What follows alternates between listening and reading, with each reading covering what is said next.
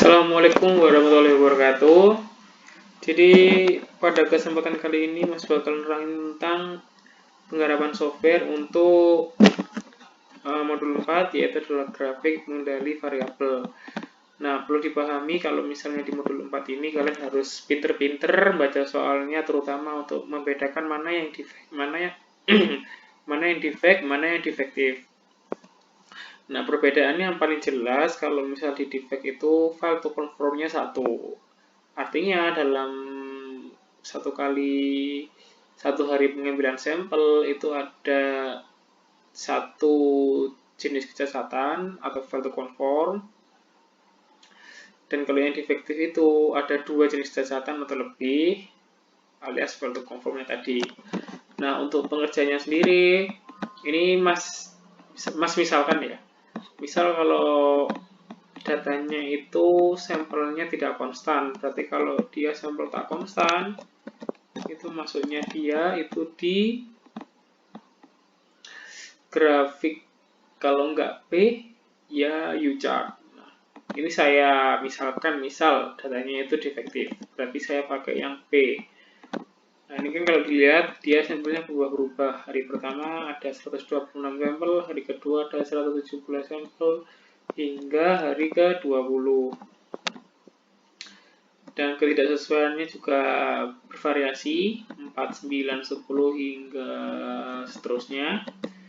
Untuk pengerjaannya sendiri di software, nanti kalian bisa tekan Start, pilih yang Control Chart, Atribut Chart, terus pilih yang P-chart, karena dia sampelnya nggak konstan dan defektif. Untuk subgroup size-nya, kalian petik yang sampel tadi, dan variabelnya adalah ketidaksesuaiannya. Jadi oke.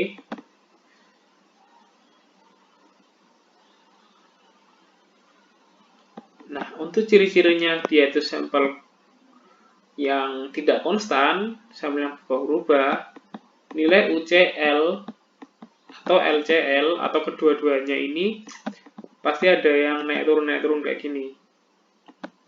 Naik turun kayak gini menandakan bahwa UCL, LCL atau keduanya ini sampelnya tidak ada yang konstan. Nah, di sini kalau dilihat kan LCL-nya rata semua ya, 0. Berarti istilahnya di sini dia nilai LCL-nya kebanyakan itu di bawah 0. Nah, karena di bawah 0 dia langsung jadi, maksudnya kalau misalnya nilainya nih, yang pertama itu -1, yang kedua itu -2, atau seterusnya gitu ya. Nah, itu kan di bawah 0. Nah, itu nggak boleh.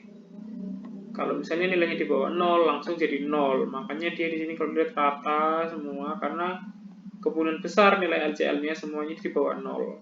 Gitu aja. Itu untuk yang P-chart. P-chart ya, P-chart. Nah, yang kedua, kalau semisalnya NP-chart alias sampelnya itu nggak konstan, ini Mas contohkan ya, misalnya sampelnya nggak konstan.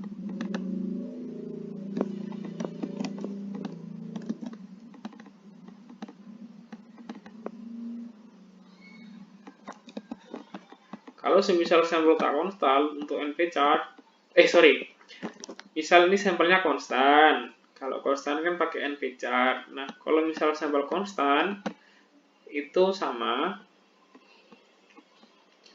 atribut chart, pilih yang NP. Tinggal kalian tulis di sini ketidaksesuaian dan subgroup size-nya, karena dia konstan pasti ada nilainya, misal 120. Artinya dalam 20 hari pengambilan data itu, dia subgroup size atau jumlah sampel yang diambil itu selalu konstan 120 terus. Jadi nggak naik turun kayak tadi, berubah-ubah. Jadi oke. Jadilah NP-chart. Nah, NP-chart ini ciri-cirinya sama, lihat UCL sama LCL-nya.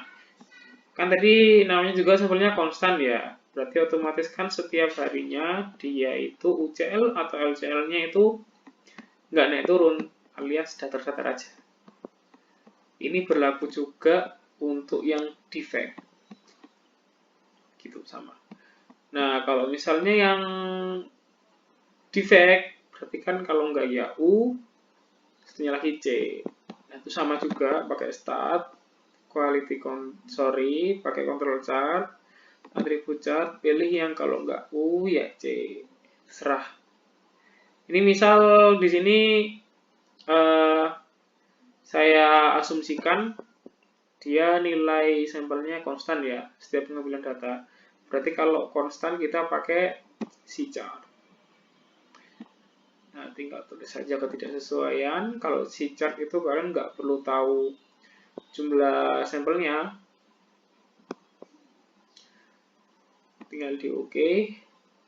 Jadilah C chart. Seperti ini. Nah, kalau semisal defect, terus dia sampelnya nggak konstan, berarti kan pakai U chart. Nah, saya contohkan seperti ini ya. Pakai U chart, pengerjaannya juga sama. Start, control chart, pakai yang U chart.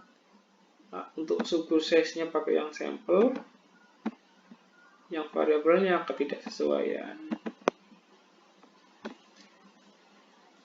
Nah, seperti Mas tadi bilang, karena dia juga sampelnya nggak konstan, otomatis nanti nilai UCL sama LCL-nya atau kedua-duanya itu nggak mungkin rata, alias naik turun kayak gini. Nah, kurang lebihnya nanti mohon maaf kalau semisal ada yang perlu ditanyakan atau bingung, bisa chat ke EKS Lab masing-masing. Nah, untuk pengerjaannya juga 2 minggu, format seperti biasa. Jadi kurang lebihnya Mas minta maaf. Wassalamualaikum warahmatullahi wabarakatuh.